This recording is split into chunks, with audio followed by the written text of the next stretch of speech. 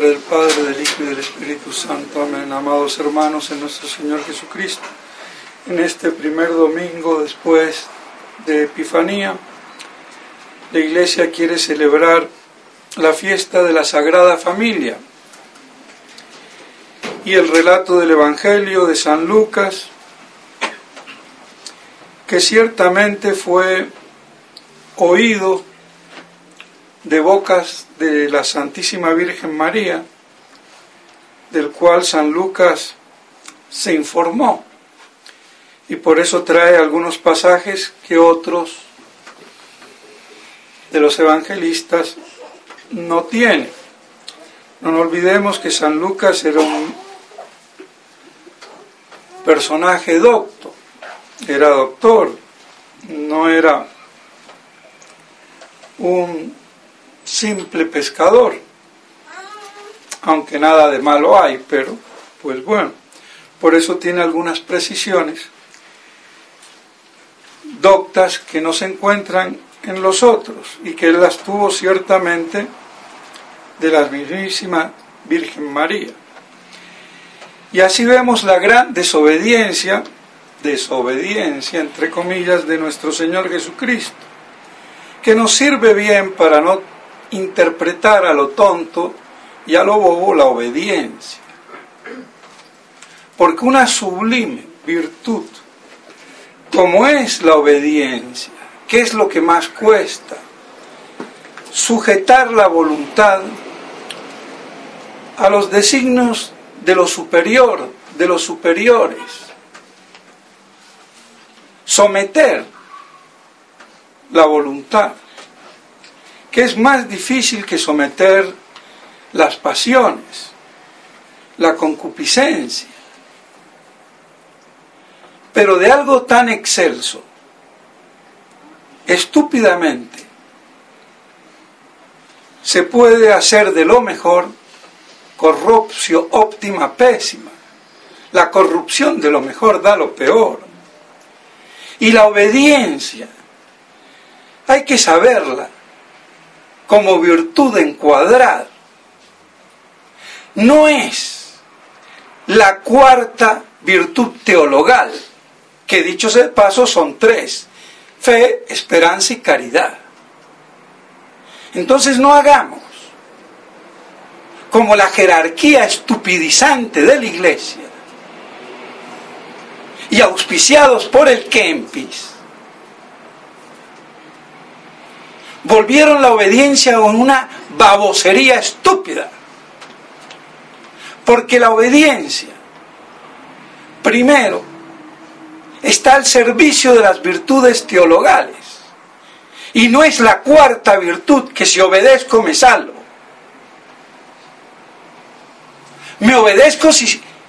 Me salvo si obedezco a Dios, en fe, esperanza y caridad. Pero no es que la obediencia sea ni ciega, como dijo por ahí San Ignacio en un momento de exultación de un santo. Como no vamos a decir las boberías que se dicen los enamorados en un momento de exultación nupcial, recién casados. Y vamos a hacer de esas tonterías el idilio del amor. Ojo, porque toda virtud exige voluntad e inteligencia. Los brutos, los animales, no tienen virtud y tampoco tienen pecados, ni vicios. Entonces se trata de seres racionales, que deben de someterse a la voluntad superior. Pero ese sometimiento no es a lo bruto, ni a lo chipcha, ni a lo cacique, ni a lo jeque. Autoridad que no abusa no se respeta, como me dijo a mí un fiel abogado.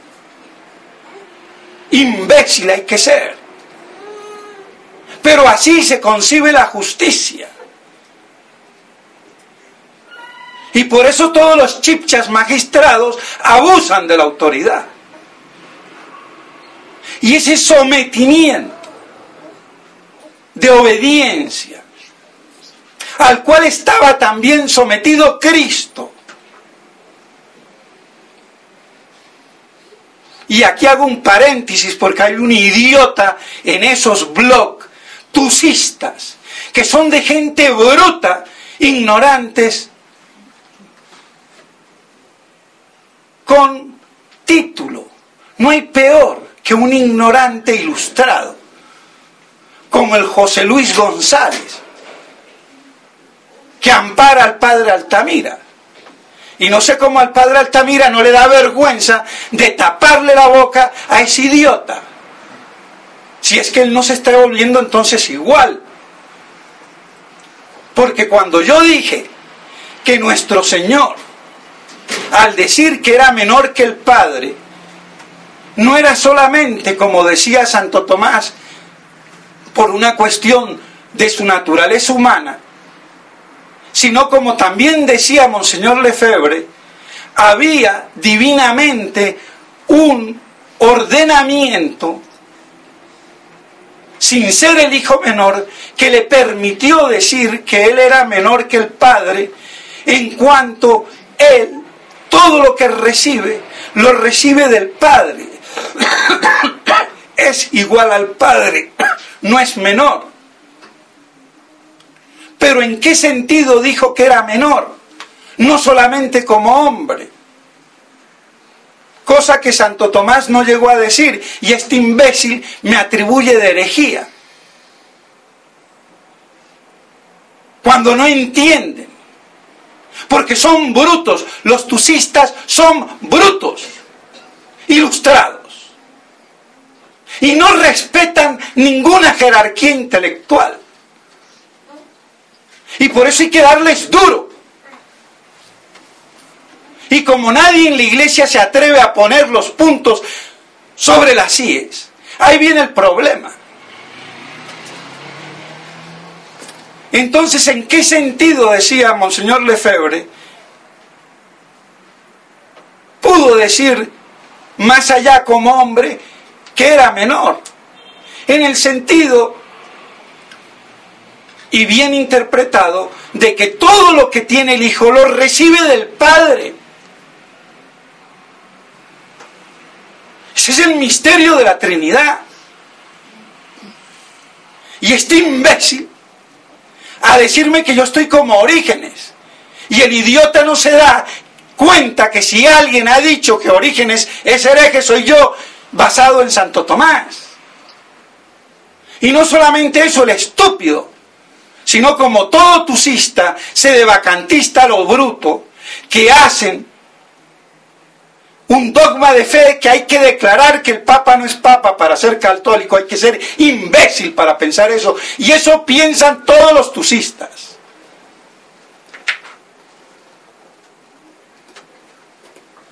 Y no conciben un sedevacantismo inteligente, como conclusión teológica cierta, quod sapientes, y no una exigencia dogmática.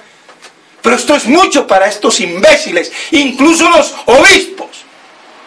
Y los nombro: Sambor, Morelo, Donald, Pivaruna.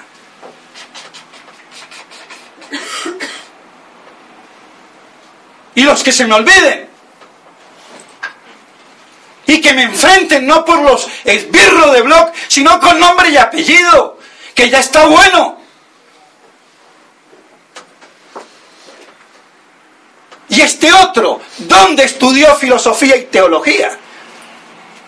En Santo Tomás de Aquino, a donde no le enseñan ni a leer ni la suma, ni la contra los gentiles, ni las sentencias, ni las cuestiones disputadas, ni todos los opúsculos espurios y los teológicos. Y este imbécil que estudió en la pontificia de donde sea, ¿qué estudió? ¿Qué teología estudió? Si ya viene averiada y desde hace siglos. Incluso en la mal llamada escuela tomista con Cayetano Ibáñez.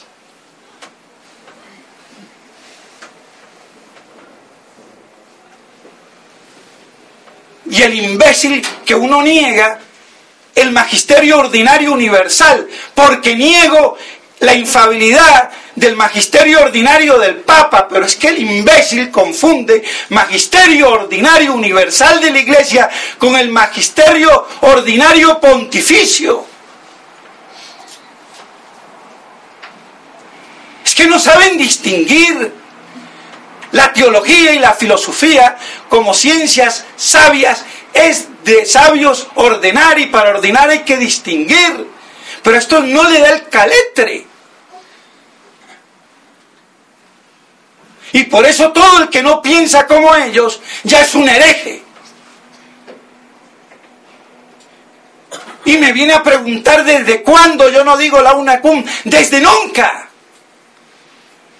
Cuando Modelo era una antisedevacantista, o cuando el padre Altamira hace un par de años que era un papólatra. ¿Qué vienen a hablar?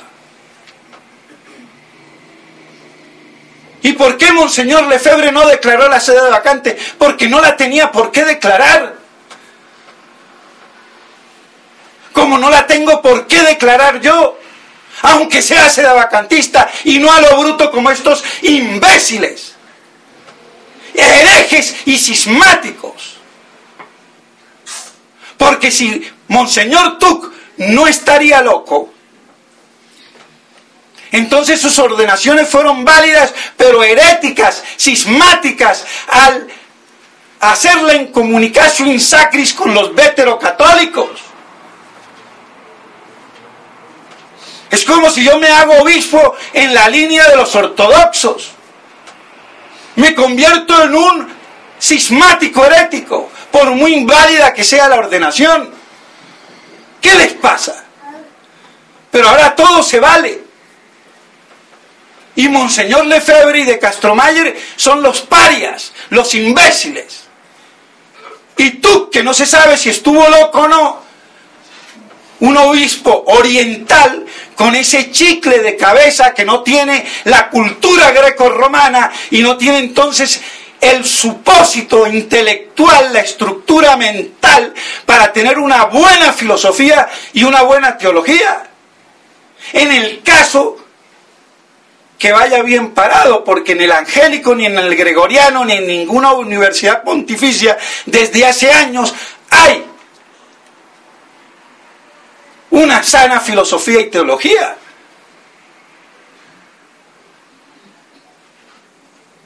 Y no se va a los textos de Santo Tomás,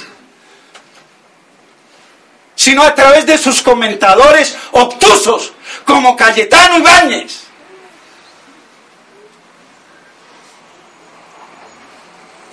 Entonces, ¿cómo va a venir a decir este idiota que yo niego el magisterio ordinario universal?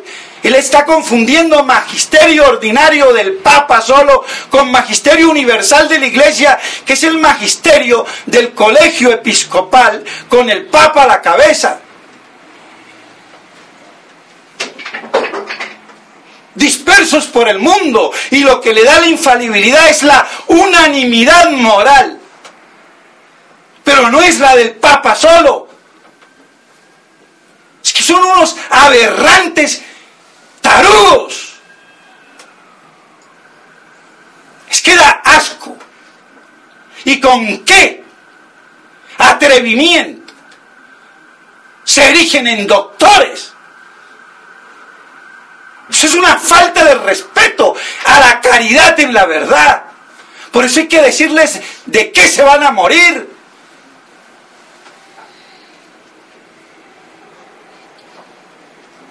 Y todos los tucistas están cortados por la misma tijera. Y eso hay que decirlo.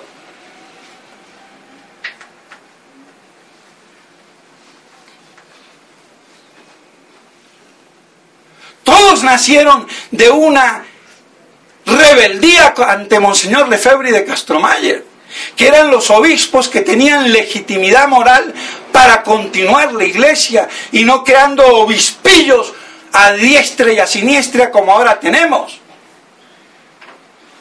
Y peor, con clavistas.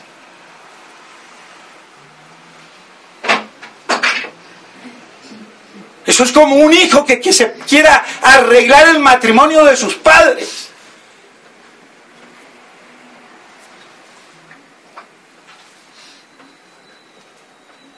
Es que la confusión es total.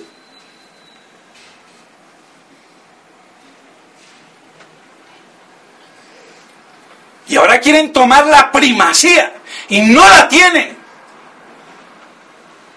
Entonces a mí que no me venga ningún bloque imbécil, que salga Sambor, que salga Morelos, que salga Donald, que salga Privaruna, que salga Stuber, que salga Dávila, que salga el que salga.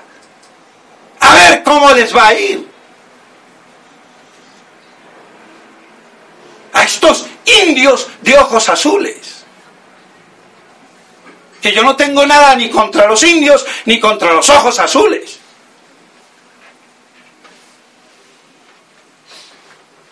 Pero se creen que van a salvar la iglesia cuando la están destruyendo más con sus estupideces.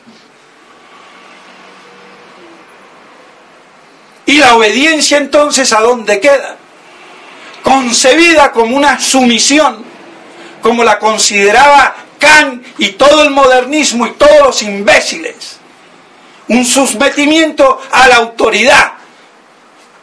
Porque sí. Porque la autoridad es ley. Un momento.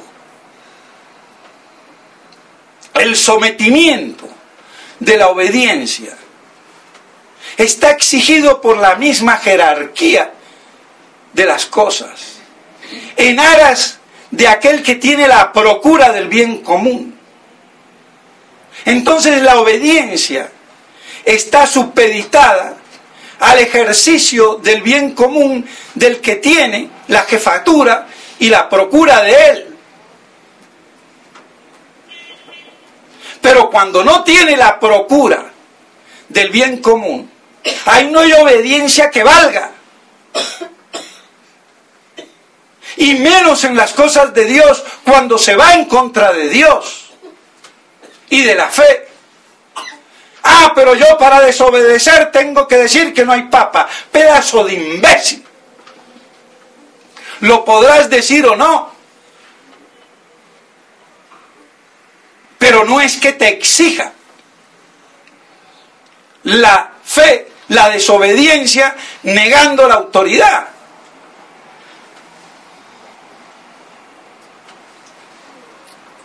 Y la autoridad se puede perder en la iglesia y se pierde por la herejía. Lo dice San Roberto Belarmino y punto.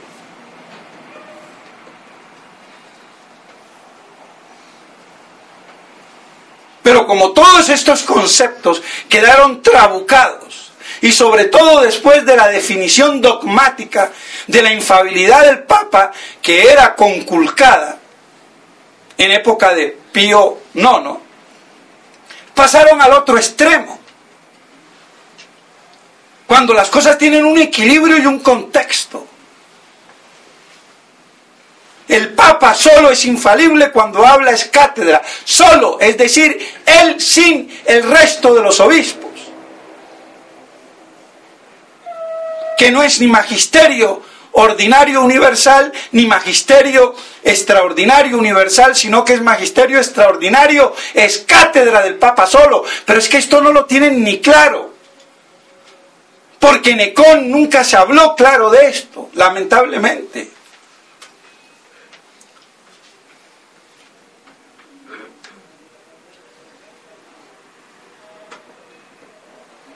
Entonces, cualquier opinión se vale. Y esto no lo resuelve nadie. Ni ningún San Pío X, ni San Pío V, ni San Pedro.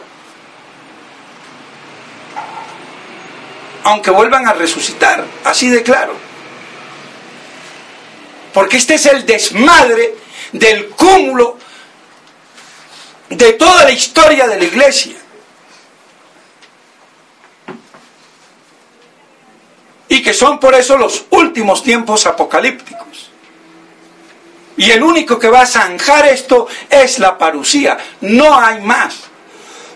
Esto no tiene reversa, ni composición. Porque el deterioro ha llegado la médula espinal de la religión y de la iglesia. Pero eso no quiere decir que la iglesia deje de ser visible, porque sigue visible en su estructura, en sus dogmas, en su credo, en sus sacramentos, en sus instituciones. Aunque estén bien o mal representadas o usurpadas. Entonces la obediencia es en la verdad. Jamás hay desobediencia para el error y jamás hay desobediencia ciega. Y por eso en España se hablaba: desobedezco al rey, pero lo acato. Es decir, lo respeto, pero no hago y obro como me manda. Si veo que hay algo grave que no va. Pero dejémonos de los ejemplos imbéciles para monjitas y monjotes bigotudos y bigotudas, de que si me manda el superior a que plante el árbol al revés, lo tengo que hacer. Lo podré hacer por un exceso, bueno, me lo mandan, lo hago. Pero no tiene ninguna lógica.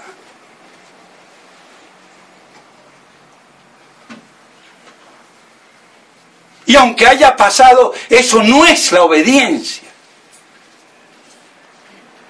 Lo que quiere Dios es mostrar cómo el que es verdaderamente obediente, incluso lo absurdo, pues lo hace. Pero eso no quiere decir que la obediencia es de lo absurdo, de lo idiota, de lo imbécil. Y la autoridad no es la ley.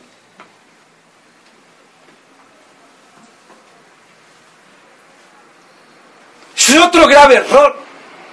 La única autoridad que es ley es Dios. La autoridad aquí en la iglesia o en el mundo es para la ejecución, en la acción, que sea una, de acuerdo a la ley divina y a la ley natural, que no la inventan. Y el legislador no inventa leyes, sino que las traduce en precisiones coercitivas para aquellos que no quieren someterse a ella, pero no produce la ley. Porque la ley natural es una participación de la ley divina. Pero esto no lo vio Suárez, ni por eso los jesuitas con su estúpida obediencia que nada tiene que ver con San Ignacio.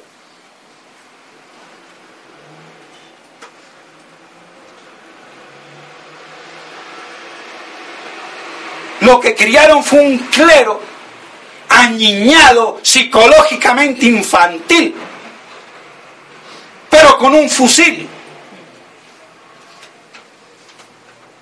Dada la estructura de la compañía. Pero mentalmente, ¿qué? Eso es lo que dice Kaiser, que fue jesuita y después se salió. Y cómo se hacía de la obediencia el parámetro no solamente de los jesuitas, sino de toda la iglesia.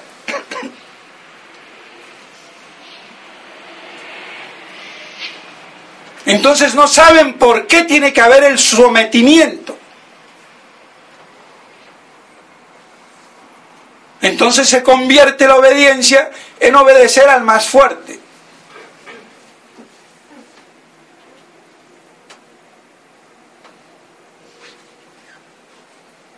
Se pudren entonces los conceptos. Entonces así nuestro Señor nos viene bien este ejemplo de desobediencia, que no fue ninguno, como dice el padre Castellani. ¿Por qué no les dijo nada? Bueno, en primer lugar la Virgen se equivocó y San José creyeron que estaban entre los de la caravana, hicieron un día de camino y se volvieron y duraron 3 días buscándolo. Cuando lo ven en el templo: hijo mío, ¿por qué nos has hecho esto a tu padre y a mí? Y la respuesta de nuestro Señor: No sabía es que debía de estar en las cosas de mi padre. Una respuesta un poco tosca. El padre Castellani dice que lo que dijo, ¿por qué me buscabas allí entre los familiares y no directamente en el templo? Como se debía de entender. Ya a los 12 años, los judíos ya tomaban la religión en propiedad. Equivaldría a la confirmación que el padre Castellani dice que por corruptela se ha adelantado. Y tiene toda la razón, porque ya entonces hay que adoptar la religión no por la fe de los papás en la que fue bautizado en la iglesia, sino ya confirmado en esa fe, ya con voluntad propia. Y por eso antes se hablaba del pantalón largo y se dejaba el pantalón corto. Y por eso el padre Castellani dice que es un sacramento de la adolescencia. Y creo que tiene toda la razón.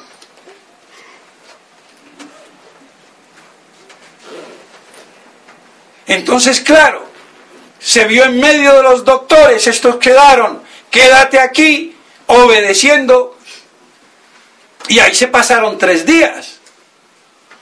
Yo no sé si dormirían, comerían, irían al baño, pero 3 días ahí, imagínense. Claro, ¿cómo no iba a ser así? Estaban hablando con Dios. Tenían la sabiduría divina ahí, en un niño de 12 años. Entonces así se entiende la respuesta a Nuestra Señora dolorida. ¿Cómo nos hiciste esto? Pero no entendieron las palabras de nuestro Señor. Y por eso dice San Lucas que ella las guardaba, las meditaba en su corazón. Y el niño Jesús les fue sumiso y no se vuelve a hablar de él hasta los 30 años. Y aquí vienen los imbéciles budistas o gnósticos o lo que sea, que Cristo estuvo allá en el Tíbet o quién sabe allá en la Cochinchina. Cuando llevaba una vida de humildad y recogimiento en medio de la Sagrada Familia. Eso era el cielo en la tierra. Y solamente se lanza al público ya al final, cuando la cosa está madura, para revelarse, manifestarse y empezar a establecer los cimientos de la iglesia. Entonces dice que crecía en sabiduría, en gracia de Dios, en inteligencia. Crecía a la vista de los humanos y dice delante de Dios también. Bueno, humanamente hablando, podía él crecer como conocimiento adquirido por la naturaleza humana, pero por ser Dios, él no podía crecer en sabiduría, ni en gracia, ni en nada. Lo sabía todo, pero se manifestaba de acuerdo a la edad.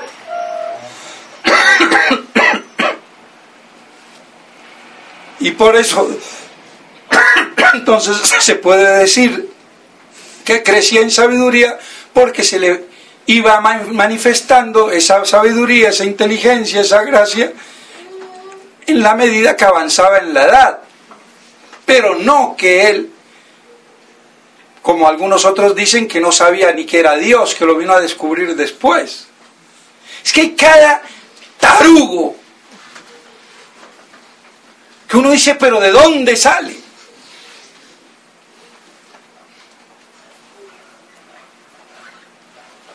Pero ¿cómo va a haber tarugos si no ha habido obispos?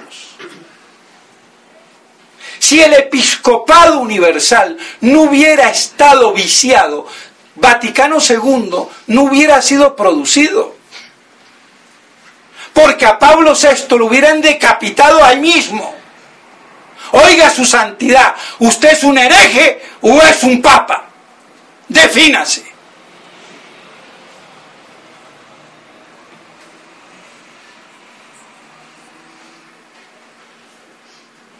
Ah, no, pero la obediencia, el Papa se pone de ruana a la iglesia. Y hay que acatar. No, señor.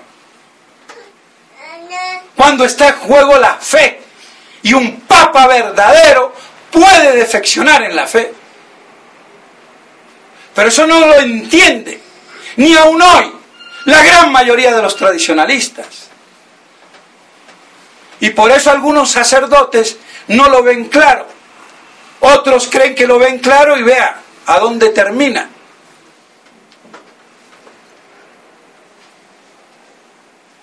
Otros hacen una exigencia dogmática. Todos imbéciles. Porque falta cordura, equilibrio, sabiduría, ponderación. Y claro, y se excusan en la caridad, porque ¿quién me va a decir imbécil?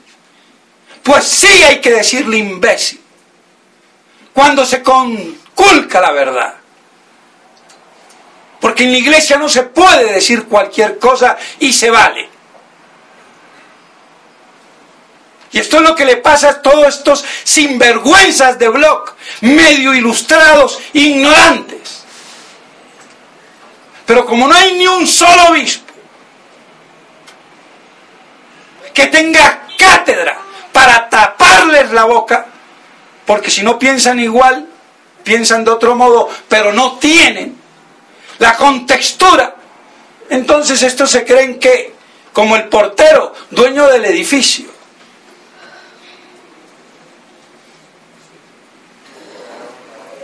Y lo lamento por los tusistas. Pero ellos no poseen la verdad. Y son los que han atizado esta dialéctica infernal, de la cual Roma apóstata se aprovecha. Por eso esa dialéctica estúpida de visceralismo antisedevacantista y visceralismo sedevacantista. Lamentablemente, Monseñor Lefebvre, Monseñor de Castromayer no dimensionaron bien, no explicaron bien, no explicitaron y dijeron lo que debieran de haber dicho. Y claro, ahora después de muerto, estos ahora que se creen, los leones, el Tarzán de la selva. Y yo los invito que si quieren disputar teológicamente, a ver,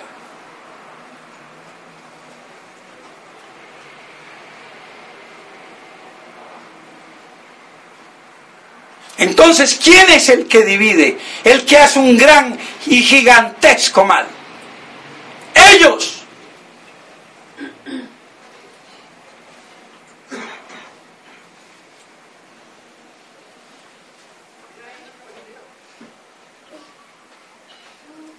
¿Y quién pierde en todo esto? La iglesia, cada vez más reducida a su mínima expresión.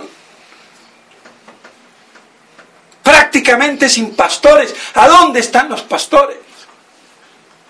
Porque no basta decir la misa verdadera. Hay que predicar con cordura.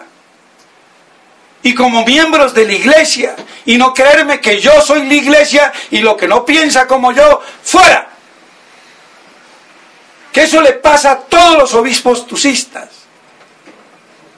Y tienen un común denominador. Monseñor Lefebvre es el paria, el hereje, el cismático, porque no declaró la sede vacante en su estúpida dogmatización.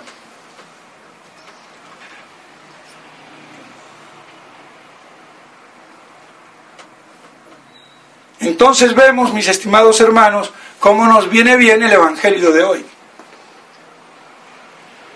Y precisar sobre la obediencia. Porque antes que obedecer a los hombres, hay que obedecer a Dios. Y por eso Monseñor Lefebvre decía que era una falsa desobediencia. Y Santo Tomás de Aquino habla de una obediencia indebida. Porque ningún superior puede exigir una obediencia más allá de lo que los facultan los cánones de su propia prelatura. Pero es que en la iglesia nos hemos acostumbrado a ser borregos o burros. El obispo o el superior imbécil mediocre llevando un rebaño en nombre de la sacrosanta obediencia de su estupidez y santas Pascuas. ¿A dónde tenía que acabar esto? En este desmadre, en este esterquiolero, por no decir miércolero, suavizado. Porque hay algunos cerebros como la de estos tarugos que no entienden.